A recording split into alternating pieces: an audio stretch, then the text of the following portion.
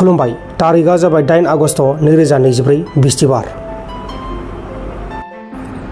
बायहाटा सारि आलिनि बेजिरायाव मोनसे हाबाफारि जानाय समाव प्रसाद जानानै 50 सुबुंफोरा बेराम जादों।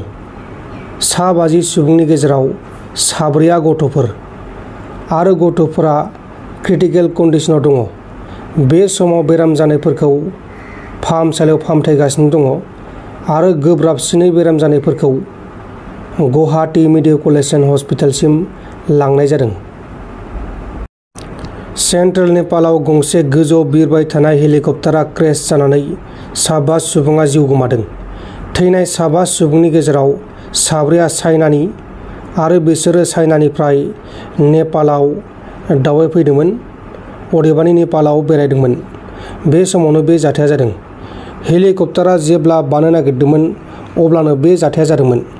दा बे जाथायनि सायाव नायबिजिरनाया सोलिगासिनो दङ। ओडिशानि जाजपुराव सासे 12 थाखोआव फरायबाय थानाय 17 बोसोर बैसोनि हौवासा गथ'आ गावनि हस्टेलाव थाफानाय रुममेटनि मबाइलखौ खावदोंमोन आरो खावखांनायनि उनाव हमजादोंमोन।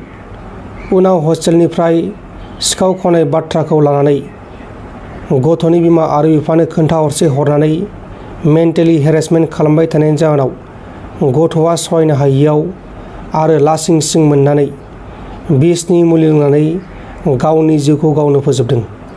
थैनाय गथ'नि मुङा जाबाय आशीष कुमार पान्डा।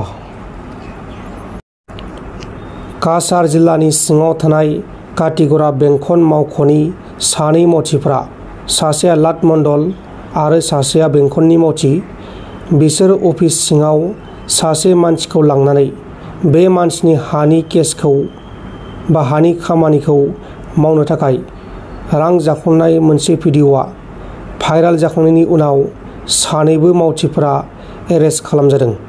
हमजानाय बेंखननि मावथिफोरनि मुङा जाबाय शाहादात हुसेन, बे जाबाय लाट मण्डल, आरो गुबुन सासेनि मुङा जाबाय मनज अधिकारी, बे जाबाय मावथि। मनज अधिकारी आरो शाहादात हुसेना सासे मानसिनि हानि केसखौ मावनो थाखाय रां जादोंमोन आरो केसखौ मावना होनायनि सिगांनो भिडिअ'आ भाइराल जायो। बिनि उनाव 2बो हमजायो। दा बिसोरखौ एरेस्ट खालामबाय आरो बे जाथायनि सायाव नायबिजिरनाया सोलिगासिनो दङ। बेबायदिनो आसामनि गुबुन गुबुन जिल्लाफोराव गोबां लाट मण्डलफोरा रां जायो, माखासे हमजायो आरो माखासे हमजाया। बेबायदिनो आसामनि गोबां अफिसफोराव रां जानाय होनाय बेबायदिया सोलिगासिनो दङ। वेस्ट बेंगलनि कच बिहाराव 3 बांलादेशी बिसि फिसाय आरो गथ'आ BSFजों एरेस्ट खालामजादों। बिसि आरो फिसाया भारतनि नंखाय पेन कार्ड आरो आधार कार्डबो लाबोदोंमोन। उनाव सिग्रोमनानै BSFआ हमनो हादों। हमजानाय बिसि आरो फिसायनि मुङा जाबाय इनामुल हक आरो जिना इलाही। बांलादेश हादोराव आर्मिया गोहो लानायनि उनाव गोबां बांलादेशीफोरा गिखांदों आरो भारतआव हाबफैनो खाबु लागासिनो दङ। बांलादेशआव Sheikh Hasina, ex prime minister, बिथांखौ 45 मिनिटनि गेजेरावनो रिजाइन होनो होदोंमोन आरो रिजाइन होखांनानै बिथाङा भारतआव फैदोंमोन। दा बिथाङा USA हादोरनि भिजा नागिरदोंमोन, नाथाय USA हादोरा बेनि भिजाखौ रिजेक्ट खालामदों।